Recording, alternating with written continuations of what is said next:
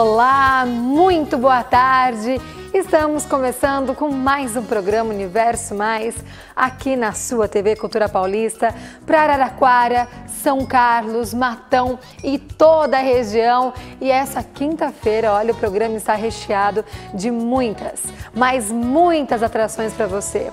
Eu vou conversar com a veterinária Jaqueline Ferreira sobre alguns problemas que o seu cachorrinho pode estar tendo na pele, viu? São alguns sinais que você deve ficar atento, atenta, aí algumas dicas que nós daremos aqui. E ainda falaremos com a nutróloga a doutora Regina Furtado, falando sobre compulsão alimentar, e temos muito, mas muito mais. Vamos dar início então ao programa Universo Mais? Roda!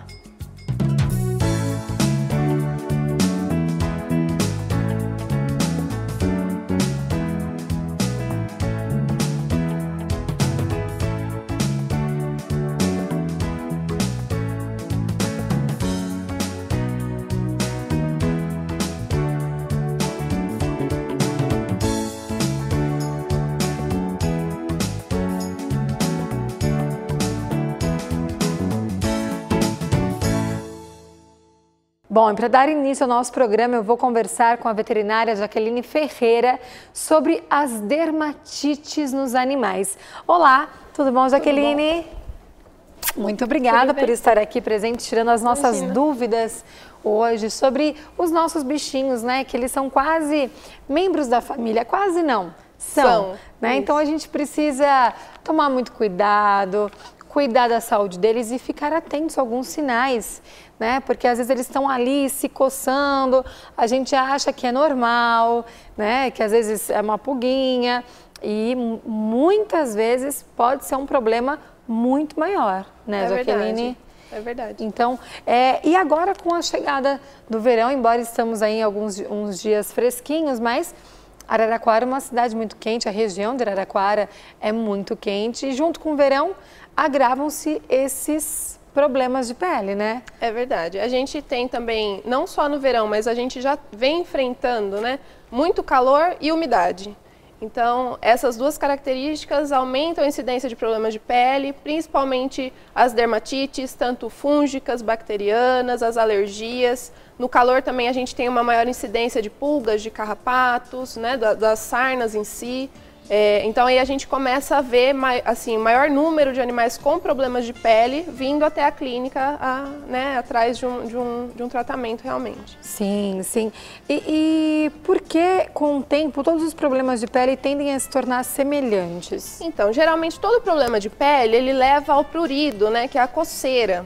E o cachorro, ele não tem aquele limite, né? Quando ele começa a coçar, seja com a pata, seja com a boca, né, dependendo do que ele alcançar, ele acaba lesionando a pele. E isso, além, né, de mascarar muita coisa, ainda pode levar a infecções secundárias da pele. Então, muitas vezes o animal tem um fator inicial, então uma dermatite fúngica, ou uma atopia, uma alergia. E aí, conforme ele coça, né, mantém a ferida úmida, levando bactérias também da boca para aquela lesão, ele acaba agravando, levando a infecções secundárias, que muitas vezes, quando a gente olha a lesão, não dá para definir qual que é o agente etiológico daquilo. Porque muitas vezes começou como uma alergia ou como um fungo e aquilo se agravou. Isso, se agrava porque o animal acaba lesionando cada vez mais a ferida. Sim, aí pelo aspecto não tem como identificar, mas aí é feito um exame de sangue, como que é feito o diagnóstico do que realmente aquele bichinho tem? Então, existe o diagnóstico terapêutico, então quando a gente pega uma pele muito contaminada com pus, muito debris celular, assim, geralmente... O que é debris celular? Debris celular é célula morta, né? A gente percebe que tem uma camada, assim, de casca, que realmente, quando a gente faz análise daquilo, vem muito contaminado e não vem qual que é o agente inicial, o agente primário daquela lesão de pele. Então, nesse momento, a gente inicia com um tratamento terapêutico para dar uma diminuída naquelas lesões e depois a gente entra com um raspado ou uma biópsia de pele, né? Alguns casos não, alguns casos, quando vem mais recentes para a gente já inicia ou com raspado de pele, análise de pelo para ver se tem fungo, uma biópsia de pele em casos mais mais crônicos também. Sim. A gente tem muito problema nessa época do ano de otite, que é a infecção de ouvido, que também está relacionado aos mesmos fatores, que é calor e umidade, né? O ouvido é um ambiente muito propício para a multiplicação de micro-organismos. Né? Eles coçam bastante também. E tem algumas raças que são mais suscetíveis a terem problemas de pele? Sim, na verdade todas as raças que tiverem a pelagem muito densa, né, pelo longo, animais com muitas dobras, então Shar-Pei, Pug, Boxer, e os de pelagem longa, né, nos gatos a gente tem Persa, nos cachorros o Bernese, São Bernardo, Pastor Alemão, Shih Tzu, Lhasa, que a gente está bem acostumado. Sim, sim. Então essas raças, eles são mais predispostas. Não quer dizer que um vira-latinha, que outros cachorros possam também desenvolver o problema de pele. Não. A gente tem muito assim relação com a higiene, né? Então vamos supor, um animal que não toma banho há 30 dias, ali tem muito mais alimento para os micro-organismos do que um animal que você está com uma atenção maior à higiene, né? Então esses animais, eles também têm uma predisposição maior, então não é porque tem o pelo curtinho que não vai ter probleminha de pele. Então olha, banho não é frescura, tá? Então muitas vezes não tem como levar no pet shop, mas pelo menos a cada 15 dias é importante fazer a higiene daquele bichinho. Aquele animal, secá-lo corretamente. Porque existe um grande problema também no verão, que é o aumento da frequência de banhos sem o cuidado com a secagem do animal. Então tá muito calor, a pessoa dá 2 banhos por semana, às vezes, né? Tá muito calor, anda com o cachorro, volta para refrescar, molha. E aí deixa o cachorro secar naturalmente. E aí em região de axila, virilha, orelhas, né? Ao redor das orelhas, ficam assim úmidos, né? Por muito tempo. E ali também o micro-organismo tende a se multiplicar. Só molhar o animal, né, sem lavar, Entendi. complicado então são também. Dicas importantes que a Jaqueline tá dando aí pra gente. E é verdade, é engraçado que muitas doenças assemelham-se ao que o ser humano tem também, né? E os bichinhos têm estresse, né? E o estresse também pode levar a doença de pele? Sim, com certeza. A gente tem a dermatite por lambedura, que é muito comum a incidência na clínica.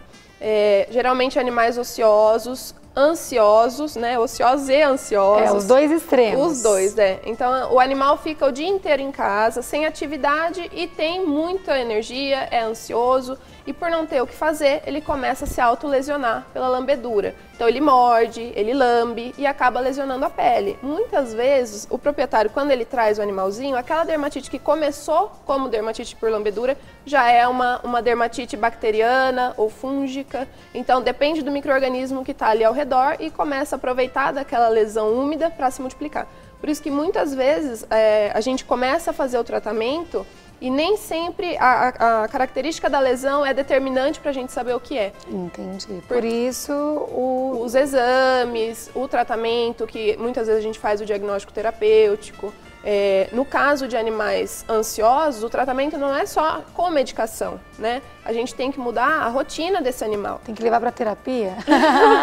É quase isso. A gente tem que aumentar a atividade, a gente tem que mudar a rotina, né? Então, se aquele animal fica o dia inteiro sozinho em casa, arrumar alguém com quem, né, para passear com ele, ou mudar, deixar mais brinquedos, mais atrativos na casa para esse animal, para ele esquecer que ele tem que ficar se lesionando ali porque não tem o que fazer, né?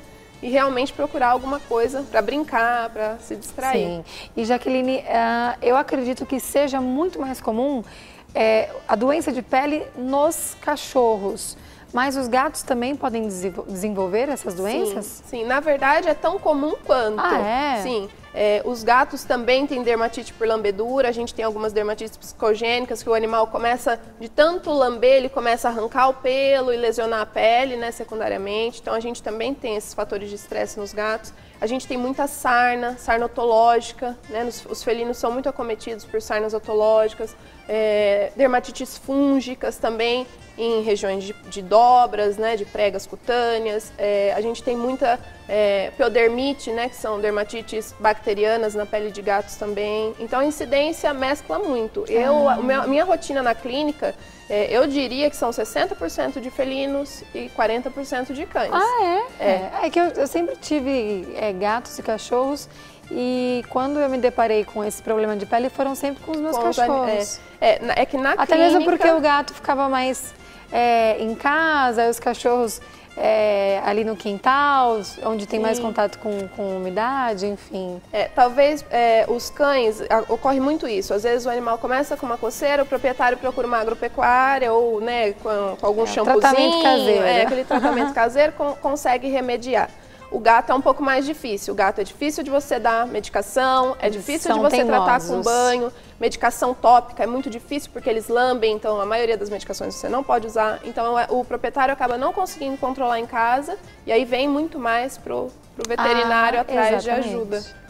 Exatamente. E aí, assim, os principais sinais que a gente tem que ficar atento, então, no caso, é a coceira, depois as próprias lesões que começam a aparecer.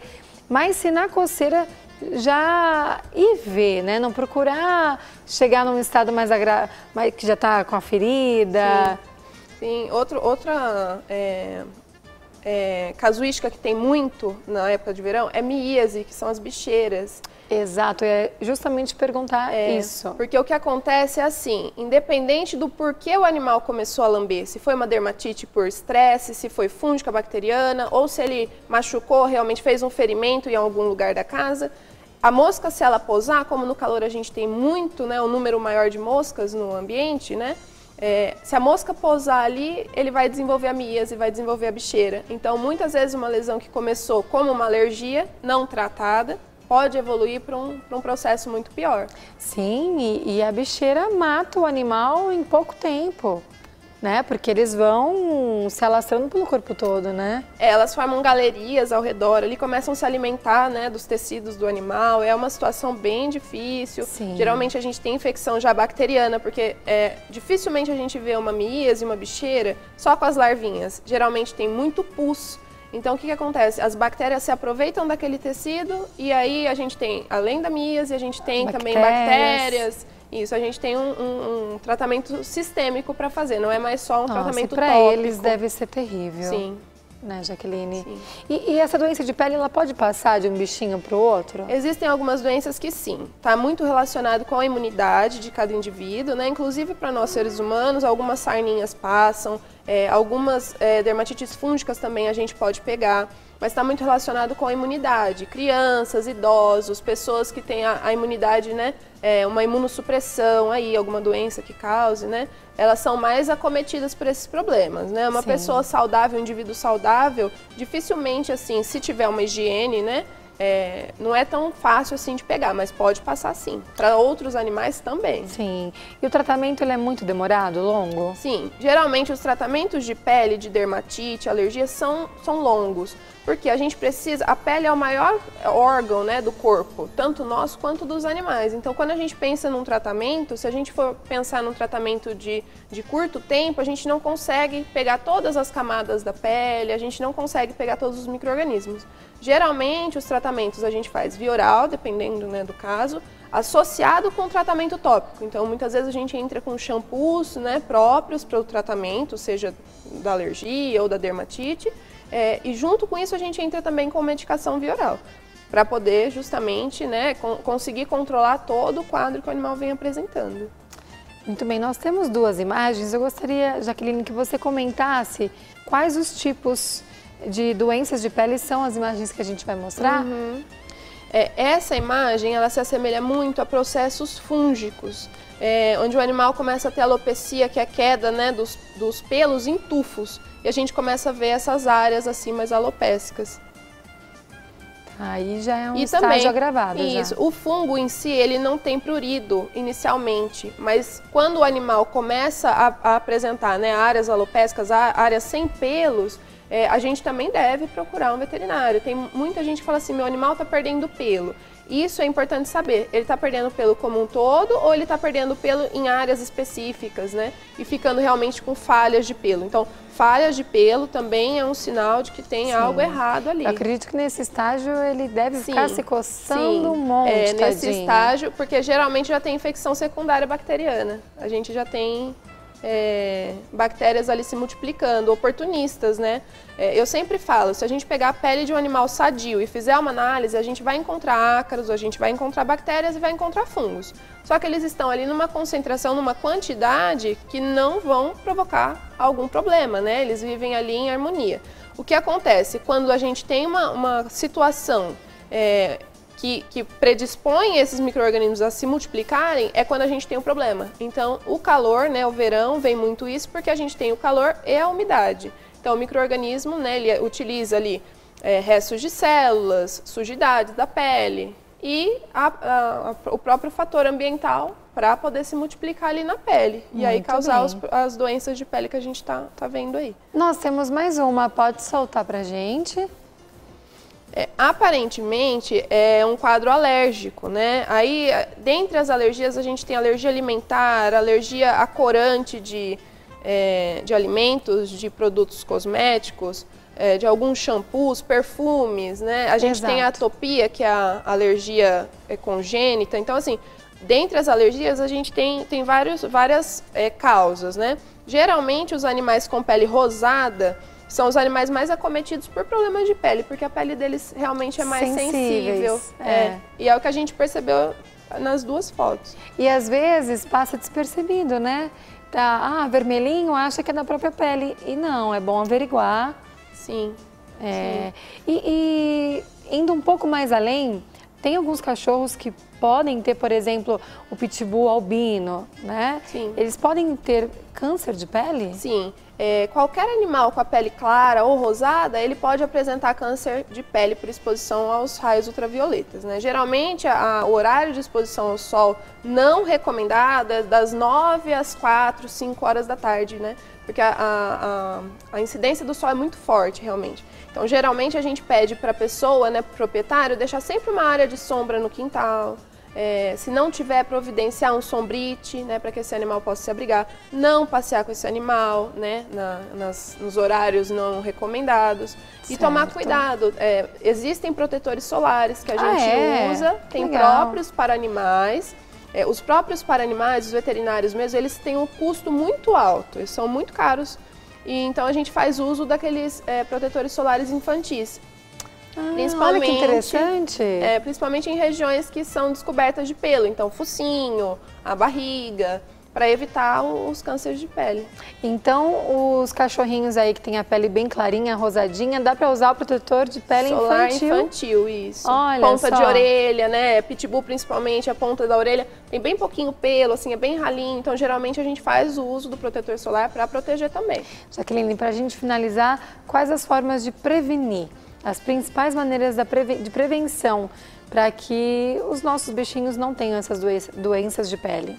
A primeira, assim, seria a higiene, né? Então, se a gente manter o animal com a pele e pelo sempre limpos, né? No caso de animais peludos, na época muito quente, tosados, né? Para a gente conseguir ter uma visualização melhor, se tem algum carrapato, uma pulga que pode levar a uma alergia, ou se está tendo algum início de lesão ali. Então, a higiene é o primeiro passo, né?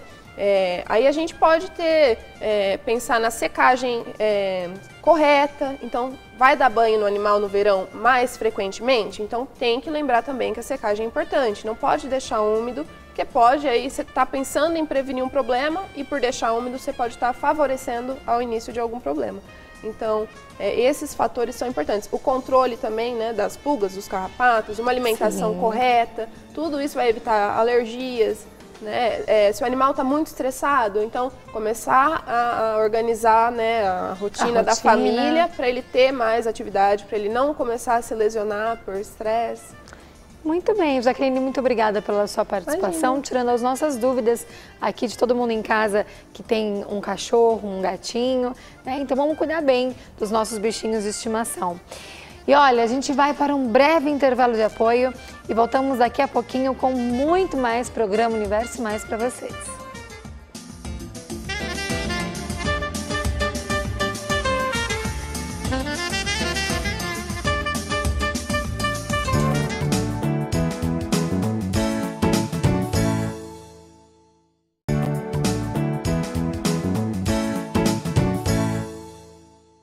Muito bem, estamos de volta com o programa Universo Mais e eu volto falando de coisa boa.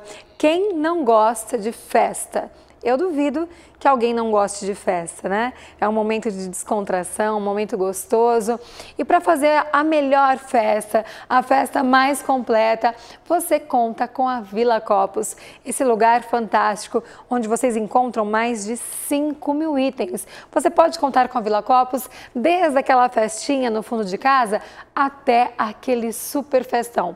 Porque além dos enfeites, os descartáveis, a Villa Copos tem uma parte completa de produtos light e naturais também para você que gosta de viver de maneira saudável. Tem também materiais de limpeza, produtos de limpeza, produtos para lanchonetes, restaurantes e muito mais. E eu gosto de falar que para esse momento atual, onde a gente escuta falar muito de crise, a Villa Copos tem uma solução para você. A Villa Copos é uma alternativa para esse momento de crise. Como? Com os cursos da Villa Copos, você pode aprender a fazer tortas, bolos, trufas e muito mais. Começar a vender, a comercializar, pois a área da alimentação não tem crise. Quer mais detalhes? Curta a página da Villa Copos no Facebook e fique por dentro dos horários, dos cursos que eles oferecem e vale a pena, viu? Se não for para vender, pelo menos para você fazer em casa, para a família. Olha que gostoso! E além de tudo isso, a Villa Copos oferece fácil estacionamento, localização privilegiada, bem no coração da Vila Xavier. Villa Copos, porque a vida é uma festa. Bom, e agora eu quero falar de um assunto muito sério. Para você que se preocupa com a sua saúde, segundo dados da Sociedade Brasileira de Diabetes, no país, mais de 13 milhões de pessoas sofrem com a doença. E foi pensando nisso que pesquisadores da USP de São Carlos desenvolveram um protótipo que pode ajudar na troca de hábitos para evitar a doença. Confira. O protótipo foi desenvolvido por esta pesquisadora da USP de São Carlos. Em contato com o plasma, esse bastão, que possui um eletrodo de ouro, consegue medir a quantidade de adiponectina produzida pelo indivíduo. A queda do hormônio pode provocar a diabetes tipo 2. Os estudos fizeram parte do mestrado apresentado por Laís. A principal preocupação que levou a gente a desenvolver o dispositivo foram as projeções do diabetes mellitus tipo 2 para os próximos anos. Então, é esperado que em 15 anos o número da doença dobre, devido ao aumento nas principais causas da doença, que são o sedentarismo, a má alimentação e a obesidade. O índice é medido neste computador. Quanto maior a curva, menor é a quantidade de hormônio produzida. No método utilizado hoje pela medicina, o resultado do exame chega a demorar 15 dias para ficar pronto, além de ser muito caro. Com o novo produto, o mesmo resultado é obtido em menos de 2 horas e de forma mais barata. Mas os estudos continuam para que o tempo seja ainda menor. O tempo ideal que a gente achou foi de 1h30, mas é possível que a gente consiga resultados também positivos com um tempo menor. Então, isso ainda pode ser avaliado para que o teste fique ainda mais rápido. Segundo dados da Sociedade Brasileira de Diabetes, no país, mais de 13 milhões de pessoas sofrem com a doença. Destes, 90% possuem a diabetes tipo 2. De acordo com o coordenador de Nanomedicina e Nanotecnologia do Instituto de Física da USP, a novidade pode ajudar na prevenção da doença. Isso pode fornecer dados para os médicos, por exemplo, né, da variação da produção desse hormônio no indivíduo. Ainda segundo ele, os trabalhos continuam para que a tecnologia chegue à população. Agora é um processo de transferência de tecnologia e, eventualmente, né, tendo empresa, setor privado interessado em comercializar e produzir e comercializar esses dispositivos, aí então a gente pode trabalhar junto com esse setor interessado para que realmente a gente tenha um produto que chegue à população aí em alguns anos, digamos. Viram só? Então vamos nos atentarmos, né?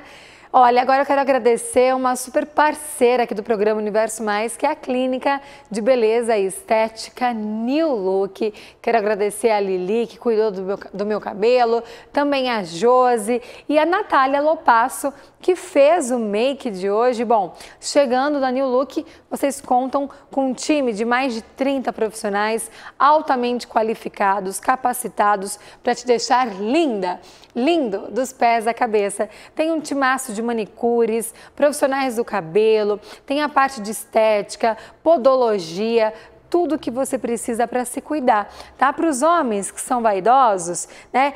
Os homens que não forem, tem que começar a pensar, a se cuidar também, né? Tem o espaço masculino reservado, para os homens que vão se casar, tem o dia do noivo também, né? Eu sempre falo das mulheres, mas eu acho importante às vezes puxar aí a orelha dos homens, né? Por que não fazer as unhas? Não precisa pintar se você não gosta, mas fazer, cuidar, cortar certinho, né? Quando corta errado pode dar unha encravada, então vai lá. Tem todo um time especial para cuidar de vocês, homens também, tá? Tem a lanchonete lá com deliciosos salgados, sucos, um cappuccino maravilhoso que eu sou fã. Você chega lá com o carro, tem estacionamento com manobrista, tem lavagem lá, uma lavagem ecológica, seco. Enfim, cuida do seu carro, cuida de você. É um lugar completo, shopping da beleza. Bom, e hoje em dia, muitas pessoas tendem a andar com seus celulares por aí, né? Vendo mensagem, celulares, tablets, mas você sabia que isso pode acarretar em alguns problemas? Pois é, principalmente para os jovens. Dores no pescoço, nas costas, não são exclusividades de uma vida adulta, viu? Um estudo inglês alerta que cada vez mais adolescentes sofrem do mesmo mal. E olhem só os vilões, celulares e tablets. Confira a matéria. Maria Fernanda está no fim da gravidez, mas as dores nas costas, comuns na gestação, já vinham antes. Eu trabalho muito com computador, então eu evito o uso excessivo do celular, porque senão a dor é bem intensa. Outras regiões do corpo também sofrem com o uso excessivo do celular. No ombro por causa de telefone, de usar no sofá ou deitado na cama. Na base da nuca até metade das costas, mais ou menos. Muitas vezes ninguém desconfia qual a causa da dor. Admiti que estava doendo ou estava com desconforto por causa do telefone. Não fiz essa associação. Uma pesquisa científica da Grã-Bretanha, feita com 2.100 jovens de idades entre 16 e 24 anos, mostrou que 45% reclamavam de dores frequentes no pescoço e nas costas. Os grandes vilões são o celular e o tablet. Eles têm antecipado o aparecimento dessas dores que eram mais comuns na idade adulta. Especialistas afirmam que a combinação entre um estilo de vida sedentário e longos períodos com o pescoço flexionado para mexer nesses dispositivos é muito prejudicial à coluna. Estiramentos musculares, inflamações nos tendões, até situações mais graves como prejuízo nos discos intervertebrais, hérnias de disco ou até a longo prazo artrose na coluna. Dores recorrentes que aparecem ainda na juventude exigem mais atenção. Para evitá-las, o ideal é manter-se ativo com exercícios aeróbicos e de fortalecimento e alongamento muscular. O tablet e o celular é para ler pequenos textos, se possível passar pequenas mensagens. Não é para você trabalhar horas e horas a fio. E se possível evitar a flexão do pescoço, tentar usar a força do braço para elevar o dispositivo até uma altura em que o seu pescoço fique neutro, ou seja, até a altura, o topo do seu smartphone, do seu tablet, deve ficar alinhado com os seus olhos. Opa, não, o certo é assim, né? Eu prestei atenção lá o doutor falando, pode mexer no celular, mas ó, atenção com a sua postura, hein? Muito bem, olha, matéria bacana essa, preparada para a gente ficar atentos, né? Porque o dia inteiro no celular, no tablet. Muito bem, eu quero falar agora do meu look. Olha só que vestido lindo, já para inspirar aí a sua quinta-feira, chegando o fim de semana. Olha que graça! Ele aqui na parte de trás é todo com renda, um pano bem gostoso, leve, colocou um blazerzinho por cima, em dias aí de um pouquinho mais frio. Olha as costas dele, que lindo! Bom, microfone, mostrou o microfone também. Esse look e vários outros vocês encontram na loja Sagrado Coração de Jesus. Eu sempre falo que é a loja da família, porque além de moda feminina, casual, festa, tem moda masculina, infantil, acessórios, fora o atendimento que é sensacional. Eles facilitam demais, parcelam, dá desconto se for à vista. Se você não tem tempo para ir até a loja, eles mandam uma sacola na sua casa. Bom, você pode contar então com a loja Sagrado Coração de Jesus. Vá para lá que a coleção Primavera-Verão está um arraso. E olha, eu vou para um breve intervalo comercial e voltamos já já com muito mais para vocês.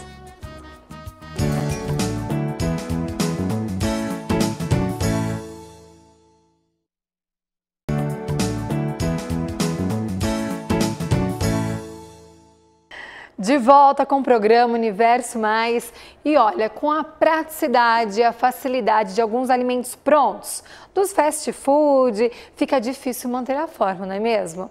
E mais da metade da população está acima do peso. Olha só, isso é alarmante, preocupante. Confira a matéria e fique por dentro do assunto.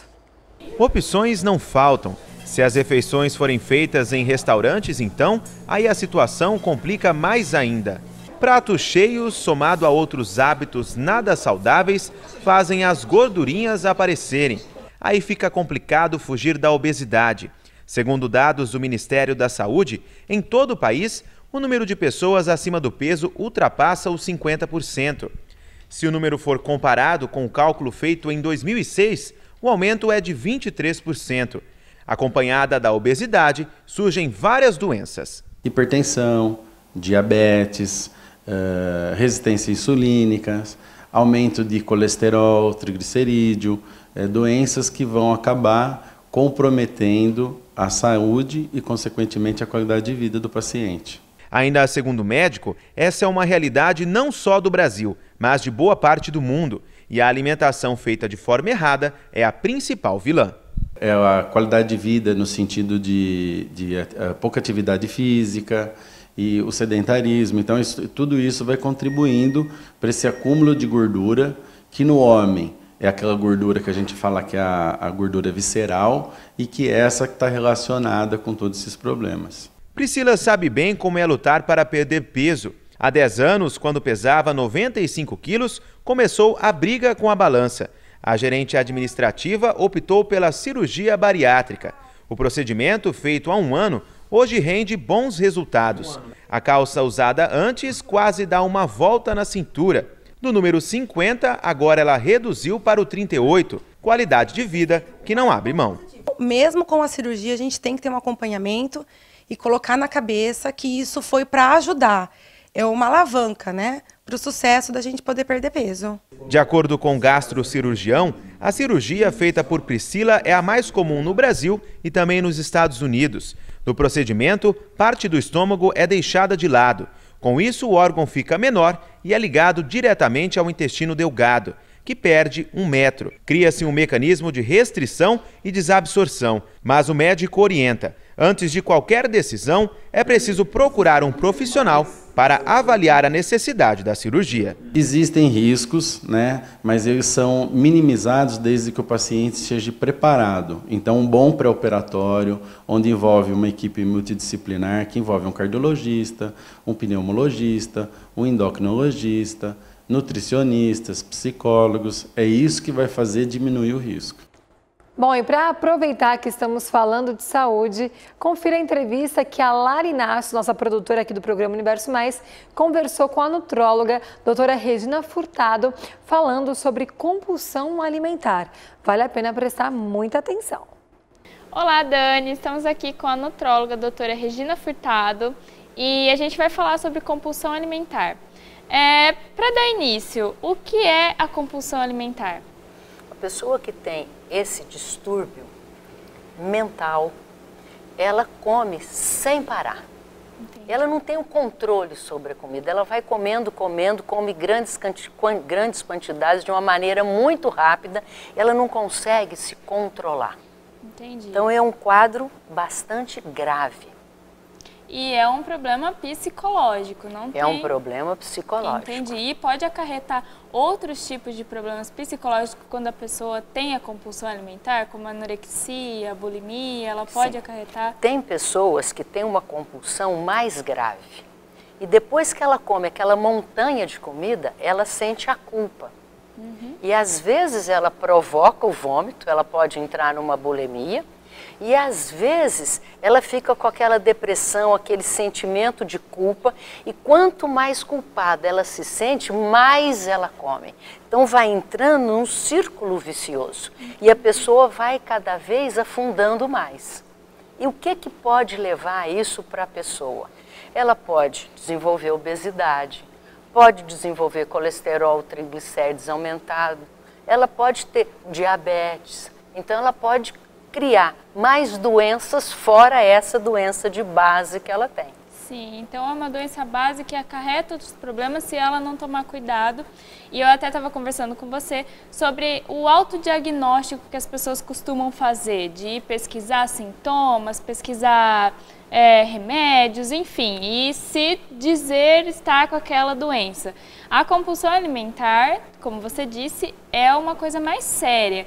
Então, as pessoas têm que procurar alguns profissionais. Quais profissionais que ela pode estar procurando para saber se ela tem esse problema e começar a tratar? Então, uma pessoa que está sentindo isso, às vezes nem ela percebe. Às vezes os familiares que percebem levam ela ou no endocrinologista, ou no nutrólogo, ou no psiquiatra e contam essas coisas que às vezes a pessoa não quer se abrir. A pessoa tem a compulsão, às vezes ela come escondido, ela espera as pessoas saírem de casa para comer. E as pessoas que moram junto começam a perceber, ó, limpou a geladeira, limpou aquela sobremesa, limpou aquela lasanha. Então, aquilo as pessoas começam a perceber. E quando abordam isso com ela, às vezes ela nega. Isso é muito... Ela não consegue reconhecer o problema. E às vezes ela vai atrás de dietas cada vez mais malucas, vai ficando mais compulsiva ainda, porque ela vai entrando em carência nutricional, e cada vez vai ficando mais depressiva.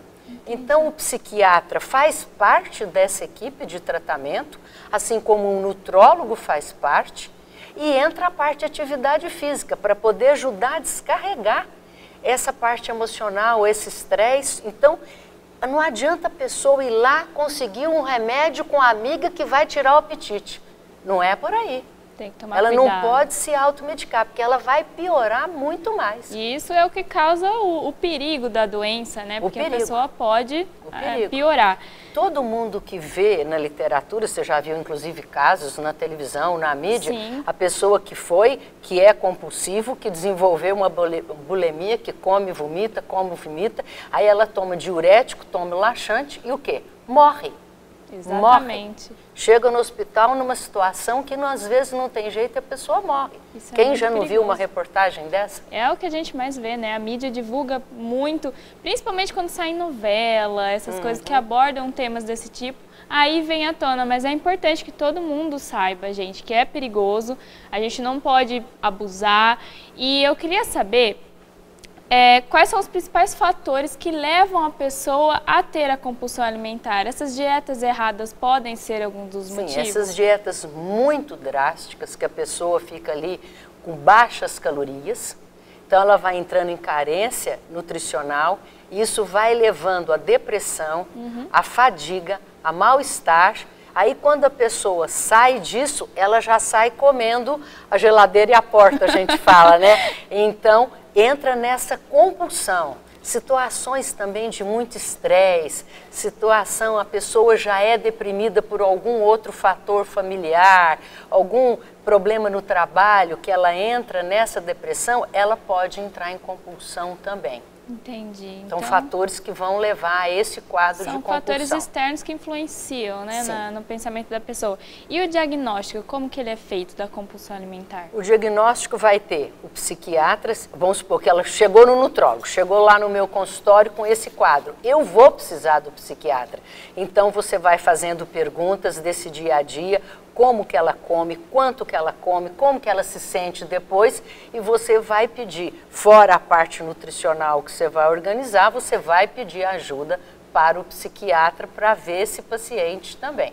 Aí vão ser pedidos exames, essa interconsulta com o psiquiatra, para você organizar a vida desse paciente novamente. Entendi. E nesse diagnóstico pode ter, então, a presença da família, para estar ajudando. Precisa ter. E normalmente quem percebe é a família. Entendi. Às vezes a pessoa não se dá conta, ela acha que é uma coisa passageira e ela vai perdendo o controle e ela não percebe que ela perdeu o controle. E é como a maioria das doenças, né? Tem bastante diagnóstico que realmente a pessoa não percebe.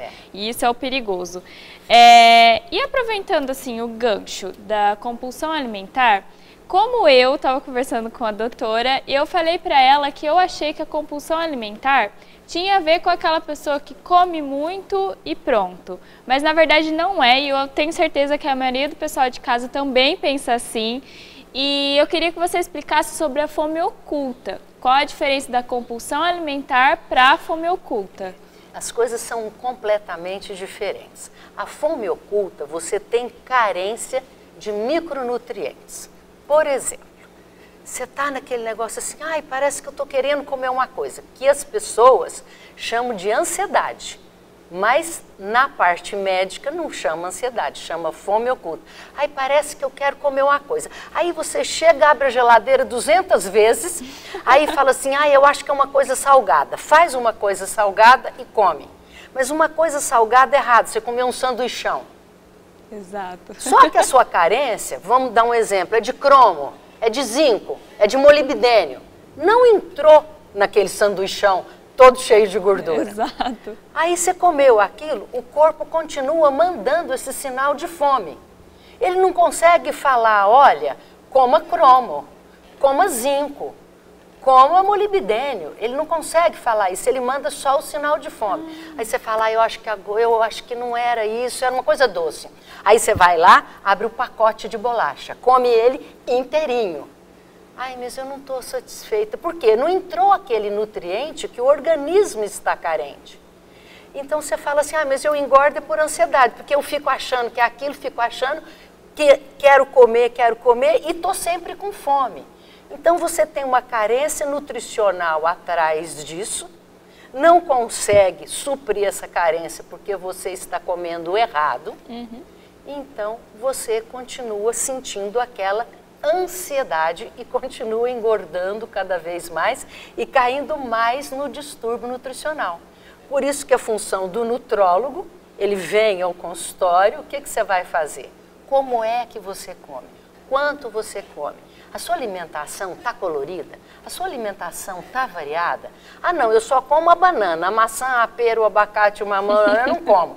Então, quando você fica numa mesmice alimentar, você pode entrar na fome oculta. Entendi. Por isso que o primeiro passo que o nutrólogo indica para um paciente é abra o leque, coma um pouco de tudo. E esse que eu não gosto, esse que você não gosta, vamos aprender. É só experimentar, você vai aprender. Então aí vão entrar todos os micronutrientes, vão entrar esses oligoelementos e essa ansiedade vai sumir. É mágica? Não, é nutrição só. Olha só, uma dica maravilhosa, porque as vós, as mães, às vezes a gente vai comer um salgadinho, uma bolacha, fala, mas você vai comer isso daí, não enche barriga. Então é o famoso ditado, gente, não enche barriga. Então vamos investir nos nutrientes, alimentos que realmente sustentem, porque eu não sabia que era um sinal do corpo pedindo nutrientes com relação, assim, alimentos saudáveis, né? Porque o bom seria se você apertasse e saísse um negocinho na orelha.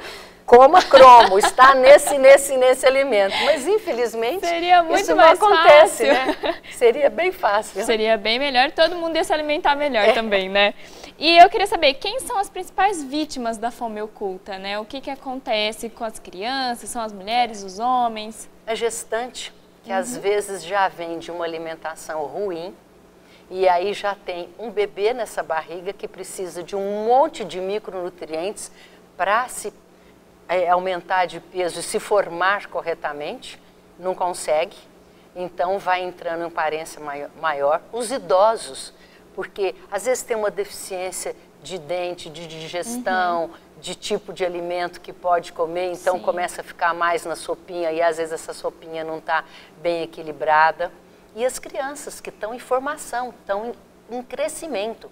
Eu vejo uma quantidade enorme de mães fala assim, ai, mas eu ponho isso todo dia na lancheira. Eu falo, ai, Jesusinho, por favor, não. Vou te dar uma aula só de lancheiras, que é uma coisa que a gente pode fazer aqui quando o pessoal quiser. Nossa, é uma boa. Que a mãe fica muito perdida. E aí esse desenvolvimento fica muito ruim. Então são as pessoas mais sensíveis para entrar em fome oculta. Ah, então... As crianças, gente, mamães de plantão, tomem cuidado. Eu estava vendo algumas publicações no Facebook de dicas até de nutricionistas que falam como fazer a lancheira do seu filho, a famosa bisnaguinha. Não coloca a bisnaguinha, gente, a bisnaguinha é isso, sabe? Citando para ajudar as mães ali naquela decisão, porque às vezes quer o mais prático, mas não é o mais saudável. E eu queria saber o que a gente faz para não ser vítima da fome oculta, né? Porque a gente precisa se alimentar, os nutrientes e tudo mais, mas como que a gente faz isso na correria do dia a dia, porque o mais prático não é o mais saudável? Todo mundo corre muito, a gente sabe, você corre, eu corro, sim, todo mundo corre. Então, se eu não tenho a opção na minha casa, hoje em dia tem uma quantidade enorme de selfie. E quando você vai num lugar desse, ou para levar para casa, ou para comer lá, tem uma variedade, mas não fica naquela, olha, eu só pego a alface e o tomate. Olha, não, vamos entrar no repolho, vamos entrar na cenoura, na abobrinha. Ai, o chuchu eu não gosto, não tem importância, põe um pedacinho. Então, em casa, vou trazer, olha, eu vou na quitanda comprar. Trouxe 2 essa semana, no final da semana, pega outros 2 que você não tinha trazido. Vai variando, não traga mesmice alimentar para a sua casa, não traga mesmice alimentar para o seu estômago. Variou, entrou um monte de micronutrientes e de oligoelementos, cuidado com o tamanho da porção, e aí não tem fome oculta mais, aquela ansiedade toda some. Uma coisa muito importante também, que eu sempre dou a dica para a pessoa que está com distúrbio nutricional. O intervalo não é café da manhã, almoço e jantar, não é. E pular jantar, muito menos ainda. Cada 3 horas, 3 horas e meia no máximo, você precisa estar se alimentando corretamente. Isso é muito importante também.